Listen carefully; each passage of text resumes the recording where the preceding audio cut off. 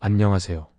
사법연수원 36기 여의도 한국가정법률상담소 출신 이혼 위자료 재산분할 상속 전문 노블법률사무소 정창래 변호사입니다. 오늘은 상속 재산 분할에 대해 알아보고자 합니다. 소송의 정식 명칭은 상속 재산 분할 심판이라고 하며 상속인 중 일부가 자신의 몫이 더 있다고 주장하는 경우에 분쟁이 발생합니다. 물론 상속인 간의 합의가 다 이루어지면 분쟁은 없겠지요.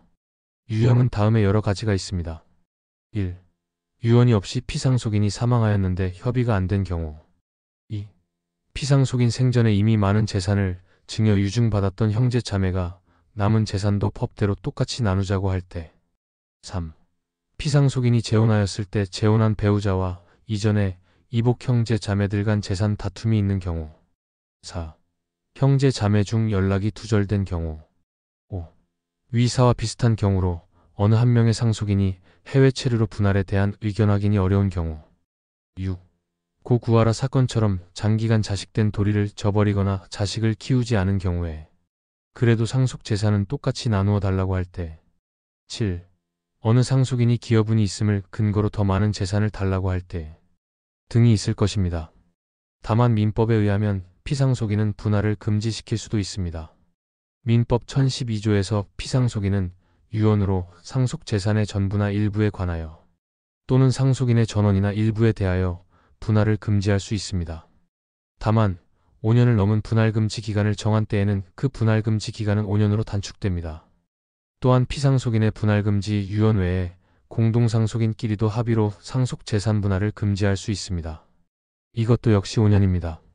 상속 재산 분할을 청구할 수 있는 사람은 상속인, 공동상속인의 상속인도 당연 가능할 것인데 특별히 민법 404조에 의해 상속인의 채권자도 채권자 대위의 방법으로 분할 청구권을 행사할 수 있습니다. 다만 대법원은 1997년 6월 24일 선고 97-8809 판결에서 금전채권, 금전채무와 같은 가분채권, 가분채무는 상속 개시와 동시에 법정 상속분에 따라 공동상속인에게 분할되어 승계되므로 분할의 대상이 아니라고 한 바 있으며 공동상속인 중 한 명이 자신의 법정 상속분을 초과하여 채무를 부담하기로 한 것은 면책적 채무인수이기 때문에 채권자 동의가 없으면 무효라고 하였습니다. 분할의 방법에는 협의와 법원에 의한 심판분할 말고도 지정해서 하는 지정분할도 있는데 민법 1012조에서는 피상속인이 상속재산의 분할 방법을 유언으로 정하거나 또는 유언으로 상속인 이외의 제3자에게 분할 방법을 정할 것을 위탁할 수 있다고 규정하고 있습니다.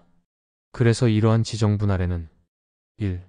대금분할로서 상속재산을 환가처분한 후에 그 가액을 상속인 사이에서 나누는 방법이 있고 2. 현물분할로서 개개의 재산을 있는 그대로의 상태로 상속인 사이에서 나누는 방법. 즉 1번 부동산은 장남, 2번 부동산은 차남, 모든 현금은 막내 딸에게 이런 식으로 하는 것을 말합니다. 3. 가격분할은 상속인의 한 사람이 다른 사람의 지분을 매수하여 그 가액을 지급하고 단독 소유자가 되는 것을 말합니다. 이미 분할을 하였는데 갑자기 혼외자 등이 나타나 인지청구의 소등 재판을 통하여 상속인이 되어버렸는데 이전 공동상속인 등이 이미 분할을 다 하고 처분을 한 경우에도 문제될 수 있습니다. 이때 민법은 999조 2항에서 상속회복 청구로 추후 피인지자 등에 대하여 3년 이내의 제척기간 내에 상속분에 상응한 가액 상당액을 청구할 수 있다고 규정하고 있습니다. 이때 기산일은 인지판결이 확정된 날입니다. 실제 소송에서는 기여분과 특별수익 다툼이 많은데 기여분은 말 그대로 상속인이 피상속인의 재산 형성이나 증가에 기여한 정도를 말하는 거고 이는 공정한 분할을 도모함 그리고 기여자에 대한 경제적 보상에 그 취지가 있습니다.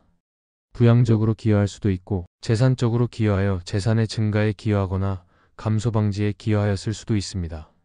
그러므로 사실혼 배우자나 이혼한 배우자는 주장할 수 없습니다. 특별수익은 상속인이 생전에 피상속인으로부터 증여나 유증 등을 통해 얻은 이익을 상속분에서 공제하는 개념입니다. 이 역시 다른 상속인과의 형평성을 맞출 수 있다는 것에 그 취지가 있습니다. 이 둘의 관계는 기여분은 상속분을 가산하는 거고 특별수익은 타 공동상속인 입장에서 이미 얻어버린 다른 상속인의 수익분을 뺀다는 것에 차이가 있습니다. 결국 이 둘의 계산 공식은 상속재산 특별수익 마이너스 기여분을 법정상속분으로 나누는 것입니다. 실제 판결문에서는 1.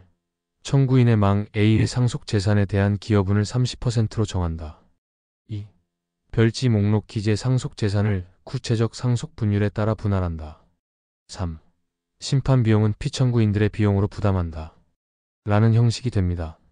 다만 이것을 소송상 주장하고 입증하려면 기술적으로 아주 어렵기 때문에 반드시 전문가의 도움을 받아 법원에 청구하여야 할 것입니다. 대법원 판결에서는 특별수익에 대하여 피상속인이 상속 개시 당시 가지고 있던 상속재산 가액의 생전 증여의 가액을 가산 후 이 가액의 각 공동상속인별 법정상속 분율을 곱하여 산출된 상속분 가액으로부터 특별수익자의 수중재산인 증여 또는 유증의 가액을 다시 공제하는 방식으로 계산한다고 한 바 있습니다. 또한 상속인 중에 미성년자가 있는 경우 그 부모 중 한 명이 그 미성년자와 공동상속인이면 미성년자와 부모는 서로 이해상 반관계라서 미성년자의 상속에 대한 의견을 부모가 임의로 정해버릴 수는 없고 미성년자를 대신할 특별대리인 선임 청구를 통해 해결해야 합니다. 노블 정창래 변호사는 법원에 특별대리인을 선임하여 수행한 경력도 있습니다. 이상과 같이 상속 재산 분할에 대해 몇 가지 알아보았습니다. 노블 정창래 변호사는 사법연수원 36기로 경력 18년 이상이며 여의도 한국가정법률상담소 출신 이혼 위자료 재산분할 상속사건 전문 베테랑 변호사입니다. 031-52100 대표번호로 문자 수신 전화 모두 가능합니다. 카카오톡 비즈니스 채널로 1:1 비밀 채팅 상담도 가능합니다. 감사합니다. 승소 가능성이 상당한 사건은 로엔굿의 검토를 통하여 변호사 선임비가 지원될 수 있습니다.